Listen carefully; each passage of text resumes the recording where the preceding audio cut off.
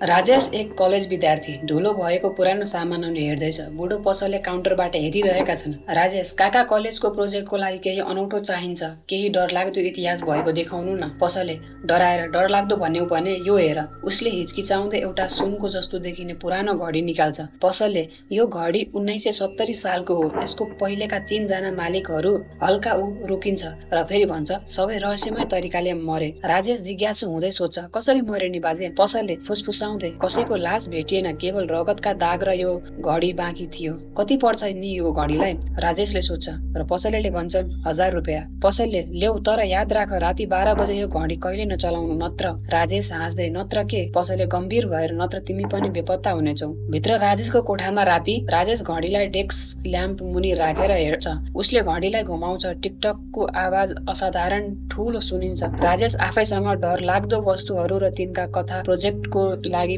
Perfect रहेको उसले आफ्नो मनमनै भन्छ र उसले घडीलाई नाइट स्ट्यान्डमा राखेर सुत्छ। भित्र राजेशको सुत्ने कोठामा राति 11:58 मा राजेश शान्तिसँग सुतिरहेको छ। घडीको टिकटकको आवाज ठूलो सुनिन्छ। जब सुई 12 बजेतिर पुग्छ, टिकिङ अनियमित हुन्छ। टिक टिक टिक टिक टिक टिक। ठ्याक्कै मध्यरातमा घडी रोकिन्छ।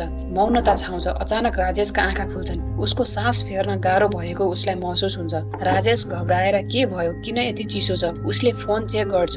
राति 12 बजे, तर केही गलत लाग्छ। कोठा धेरै चिसो छ र हावामा अनौठो गन्ध छ। भित्र राजेशको भान्सामा तुरुन्तै राजेश पानी खान उठ्छ। भान्सामा उसले भित्तामा टाँसिएको क्यालेन्डर देख्छ। राजेश भ्रममा पर्छ। यो कहिले 1970 भयो? उसले आँखा मिची क्यालेन्डरमा फेरि हेर्छ र 2025 छ। राजेश काँप्दै, सपना होला भनेर, तर भान्साको झ्यालमा एउटा हात छाप देखिन्छ। भित्र राजेशको सुत्ने कोठामा अर्को रात 11:55 मा राजेश जान बस्छ घडीलाई हेर्दै। राजेश घडीसँगै, देखौ तिमी आज के गर्नेछौ भनेर। 11:58 देखि 12 बजे घडी फेरि रोकिन्छ। यस पटक राजेशले हलवेमा पाइलाको आवाज सुन्छ। ढिलो, डरलाग्दो, पाइला पाइला पाइला। उसले टर्च लिएर ढोका खोल्छ।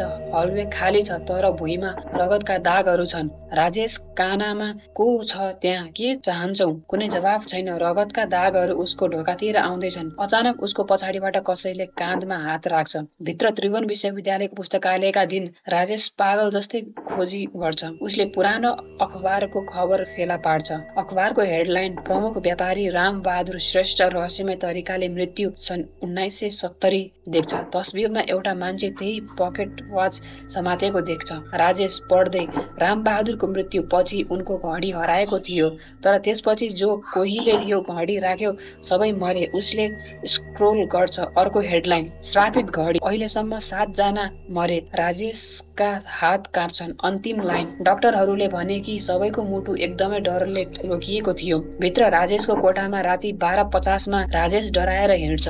घडी टेबलमा छ, तर अब उसको वरिपरि अनौठो कालो धुवा छ।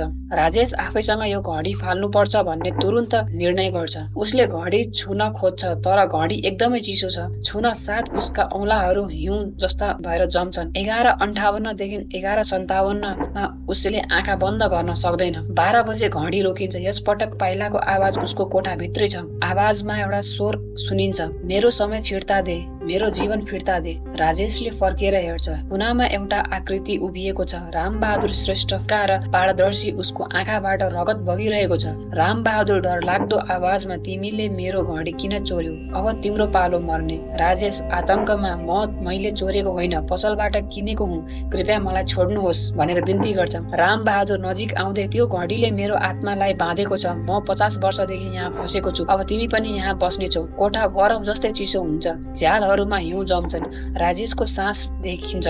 राजेश, तपाईँ के चाहनुहुन्छ? म के गर्न सक्छु? राम बहादुर पागल हाँसोमा, केही छैन, अब तिमी मर्नेछौ। जसरी मैले मरेको जस्तै घडीले तिम्रो जीवन शक्ति चुस्नेछ। राम बहादुरको मुख कृत हुन्छ। उसका दाँत कालो छन्। आँखा रगतले भरिएको छन्। घडीबाट अनौठो प्रकाश निस्किन्छ। राजेशले आफ्नो शक्ति घट्दै गएको महसुस गर्छ। राजेश कमजोर आवाजमा, मलाई मद्दत गर्नुहोस्। राम बहादुर राजेशको घाँटीतिर हात बढाउँछ। राजेशले अन्तिम शक्तिले घडीलाई भुइँमा फ्याल्छ। घडी टुक्रा टुक्रा हुन्छ। राम बहादुरको चिच्याहाट कोठामा गुन्जिन्छन्। राम बहादुर चिच्याउँदै, नै मेरो बन्धन तिमीले के गर्यो? उसको शरीर बिस्तारै विलुप्त हुन्छ। राम बहादुर हराउँदै, धन्यवाद, अन्त्यमा म मुक्त भए, माफ गर मलाई। उसको आकृति पूर्ण रूपमा गायब हुन्छ। कोठाको तापक्रम सामान्य हुन्छ। राजेश भुइँमा सुतेको पाइन्छ।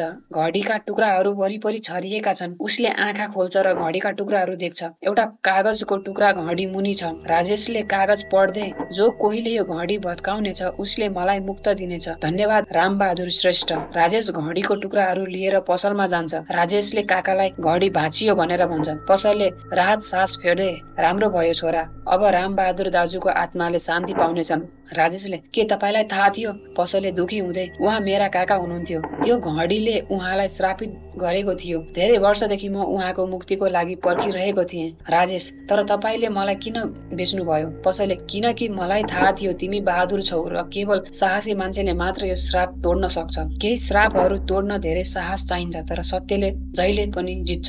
यदि भिडियो मन पर्यो भने लाइक, शेयर र सब्स्क्राइब चाहिँ गरिदिनु होला है।